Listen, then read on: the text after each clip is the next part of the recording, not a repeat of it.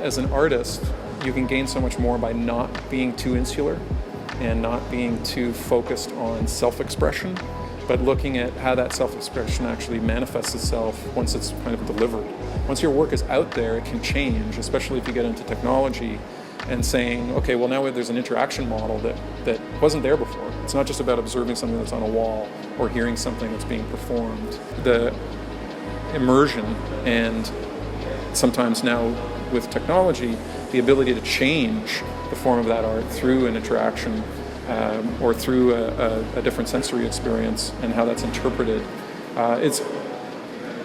Interpretation has always been important to artists, but now the interpretation can shift based on different behavior that can happen within a digital space or an interactive space.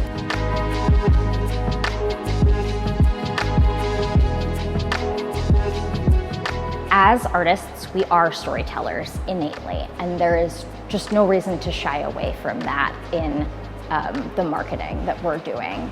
So I think it's really artists putting their best foot forward to be storytellers. And as audience members of the arts, we love that emotional experience. We go to the theater or to a museum to be moved and inspired, and that's what people can do on digital in a way that is so fast moving than ever before in advertising, that allows you to really have a story arc as opposed to a single ad the way it used to be.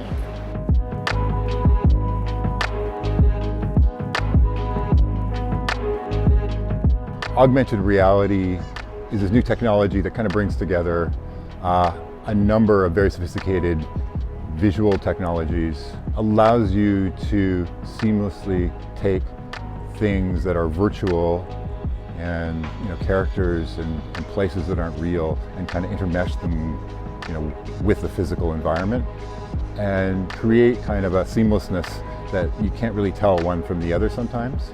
And so you can play back and forth between those two realities in very cool ways that can be anywhere from being sort of educational and interpretive, which was our first big project, was to help people see paintings in an art gallery in a new way, to being kind of fun sort of video game-like experiences where creatures actually can exist in the world all around you.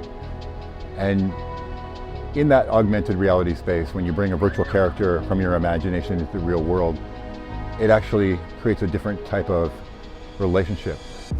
Your brain automatically kind of thinks it's real.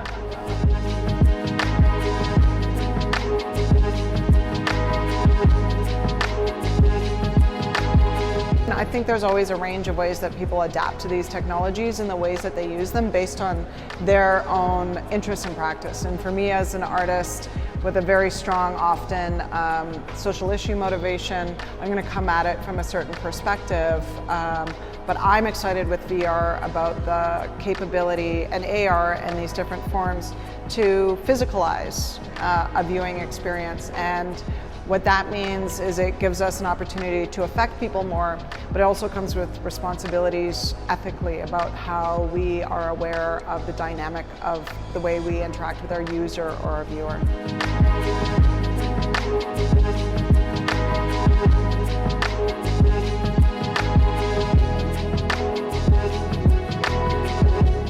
Design teams need to reflect users. And so folks with different kinds of disabilities need to be on design teams. That's critical. When we think about human-centered design, we often imagine a normative understanding of the human.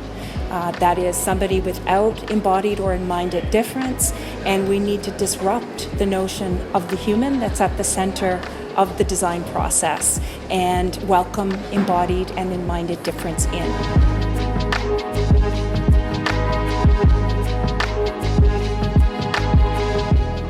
There's so many dimensions to building these artworks that you need to have collaborators. You will have some people who have all the skills to do all the aspects, but then it's a question of time. Do you have the time to put that all together?